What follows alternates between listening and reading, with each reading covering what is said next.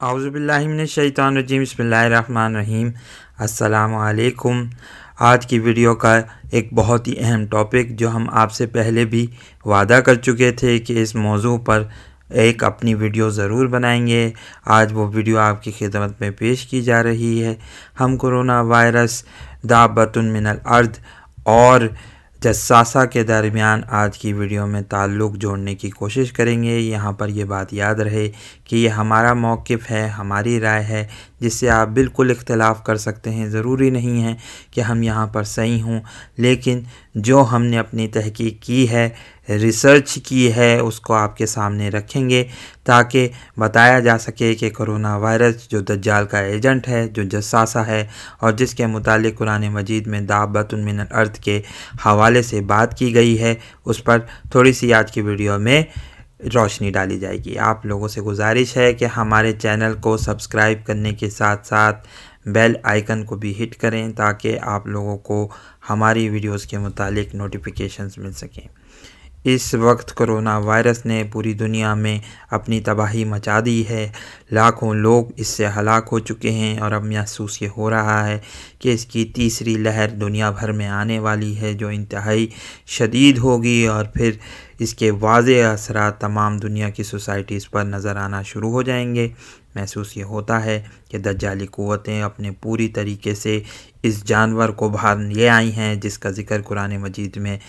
آتا ہے کہ وہ لوگوں سے کلام کرے گا۔ ہم تھوڑی سی دیر میں آپ کے سامنے سورہ نمل کی آیت نمبر 82 کو پیش کریں گے اور بتائیں گے، لیکن اس سے پہلے ہم آپ کو بتاتے چلیں کہ دجالی قوتوں کے پاپولر کلچر میں ایک عمومی طور پر ایک ایسے جانور کا ذکر کیا جاتا ہے۔ عمومی طور پر یہ مختلف کارٹونز میں ذکر ہوا ہے، جس کا آپ دیکھ سکتے ہیں کہ اس کے جسم پر بے تحاشا بال بتائے ہیں، گو کہ اس کے سیکس کا تعین کرنا، اس کی جنس کا تعین کرنا کافی مشکل نظر آتا ہے، اور جیسا کہ حدیث میں بھی بیان ہوا ہے، حضرت تمیم داری رضی اللہ تعالیٰ عنہ کی حدیث میں جو ذکر ہوا ہے اس کا ہم تھوڑا سا ذکر بھی کریں گے، لیکن اس سے یہ محسوس ہوتا ہے کہ شاید یہ وہی جانور ہے جس کا پاپولر کلچر میں عمومی طور پر ذکر کیا جاتا ہے، کیونکہ دجالی قوتیں کہیں نہ کہیں ہنٹ ضرور دیتی ہیں، اور محسوس یہ ہو رہا ہے کہ کرونا وائرس کے آنے کے بعد اب وہ تمام کی تمام باتیں جو کہی جاتی تھیں وہ پوری ہوتی ہوئی نظر آتی ہیں۔ آئیے سورہ نمل کو کھولتے ہیں اور اس کی آیت نمبر 82 کو پڑھتے ہیں۔ سورہ نمل جو ہے وہ قرآن مجید کی 27ویں سورہ ہے۔ یہاں پر یہ بات رہے کہ یہاں ایک چیونٹی کا ذکر ہے جس نے حضرت سلیمان علیہ السلام کے ساتھ کلام کیا تھا، اور عمومی طور پر دابہ کا لفظ جب قرآن مجید میں استعمال ہوتا ہے تو اس سے مراد زمین میں چھوٹے چلنے والے جانور ہوتے ہیں، گو کہ ان سے مراد چوپایا بھی لیا جا سکتا ہے، لیکن عمومی طور پر زیادہ تر قرآن مجید دابہ کا لفظ جب استعمال کرتا ہے تو چھوٹے جانور اس سے مراد ہو سکتے ہیں، اور اس سے یقینی طور پر مراد لی جا سکتی ہے کہ یہ ہو سکتا ہے کہ کوئی وائرس ہو۔ آئیے پڑھتے ہیں، پھر اس پر مزید بات کرتے ہیں۔ وَإِذَا وَقَعَ الْقَوْلُ عَلَيْهِمْ أَخْرَجْنَا لَهُمْ دَابَّةً مِّنَ الْأَرْضِ تُكَلِّمُهُمْ أَنَّ النَّاسَ كَانُوا بِآيَاتِنَا لَا يُوقِنُونَ۔ اگر اس کا ترجمہ ہم پڑھیں تو بہت ہی خوبصورت ترجمہ، اور جب ہماری بات پوری ہونے کا وقت آن پہنچے گا تو ہم ان کے لیے ایک جانور زمین سے نکالیں گے جو ان سے کلام کرے گا کہ لوگ ہماری آیات پر یقین نہیں کرتے تھے۔ اب بہت ہی خوبصورت آیات، بہت ہی خوبصورت ترجمہ یہاں پر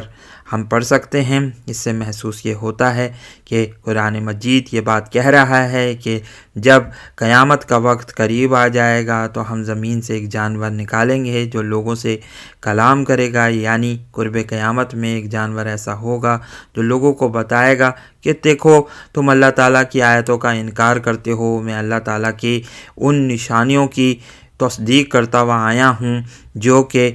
ہمیں نظر آتی ہیں زمین و آسمان میں، کائنات میں، اور ہر جگہ اللہ تعالیٰ کی جو نشانیاں نظر آتی ہیں تم ان کا انکار کر رہے ہو۔ اگر محسوس یہ ہوتا ہے کہ اس وقت پوری دنیا میں جس تیزی سے کفر کا غلبہ ہے، جس تیزی سے ایتھزم پھیل رہا ہے اور لوگ اور ہمارے بچے ایتھزم کا شکار ہو رہے ہیں، اور ہر جگہ جو ہے بنیادی طور پر یہ لیزبینز اور یہ دیگر دوسرے قسم کے لوگ پھیل رہے ہیں۔ پوری دنیا میں اس کا پرچار بہت تیزی سے ہو رہا ہے، خدا کی انکار کیا جا رہا ہے، خدا کے وجود سے آپ فیس بک پر بھی دیکھ سکتے ہیں، دیگر دوسری جگہوں پر بھی آپ دیکھ سکتے ہیں کہ یہ چیزیں ذکر ہو رہی ہیں۔ تو اس سے محسوس ہو رہا ہے کہ اللہ تعالیٰ نے اب ایک ایسے جانور کو بھیجا ہے جو کہ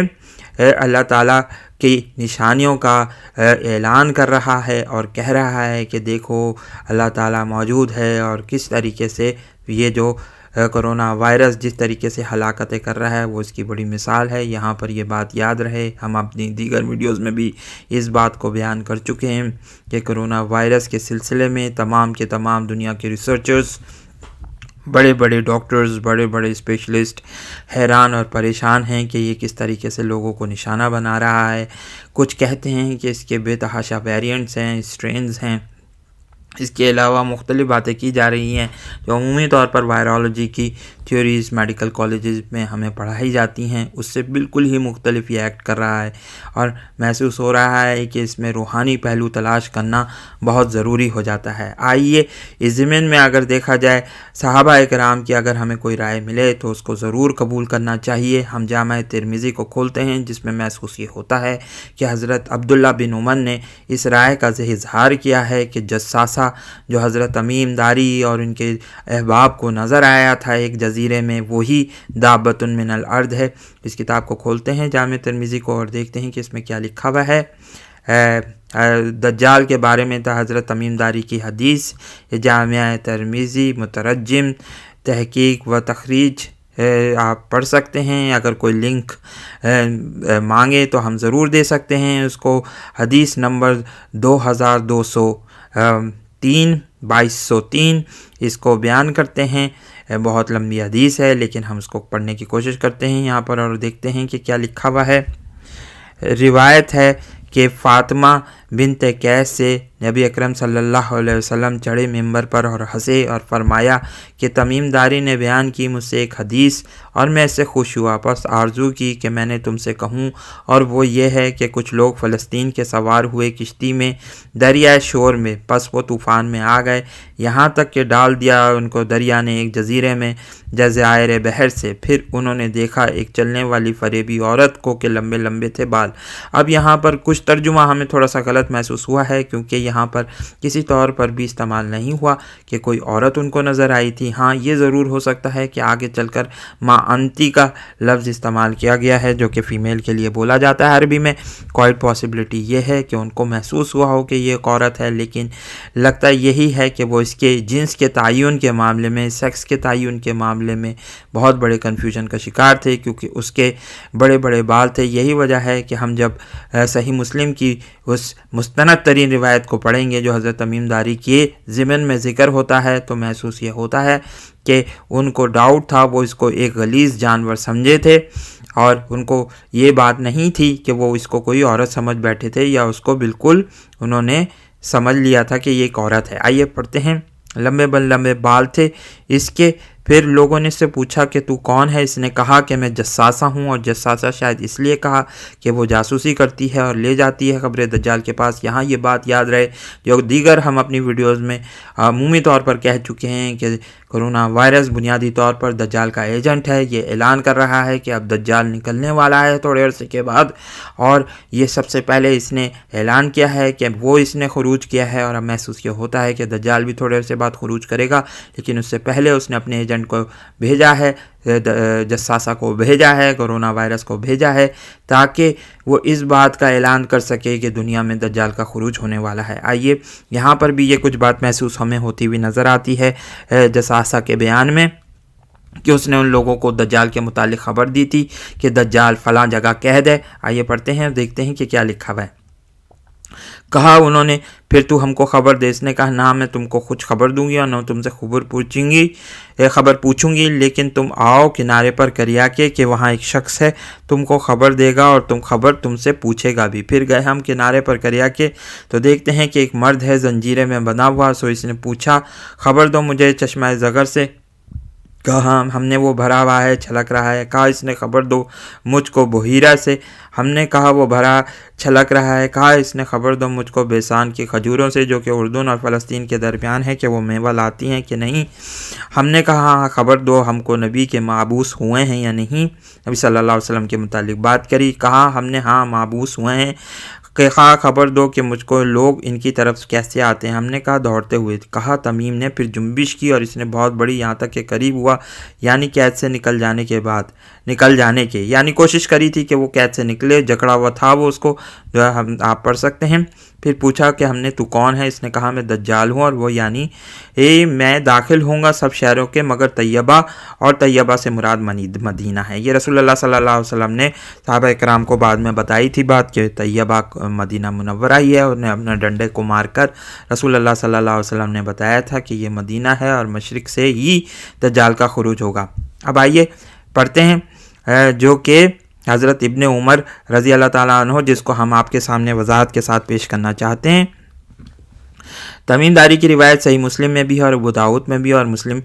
کی روایت میں ہے کہ ملاقات ان سے دابہ اہلب یعنی ایک حیوان نے جو کہ بعد بال تھے اس کے بدن پر اور نہایت غلیظ۔ اب یہاں پر کرونا وائرس کو اگر ہم دیکھیں تو کرونا وائرس کی جو اسپائک پروٹینز ہیں وہ ایک اس کے بڑے بڑے بال ہیں جس سے وہ اٹیچ ہو جاتا ہے دوسرے عمومی طور پر ہم یہ بات بھی دیکھتے ہیں کہ جانور اپنے ہیئرز کو ہی بنیادی طور پر یوز کرتے ہیں اپنے شکار کو نشانہ بنانے کے حوالے سے،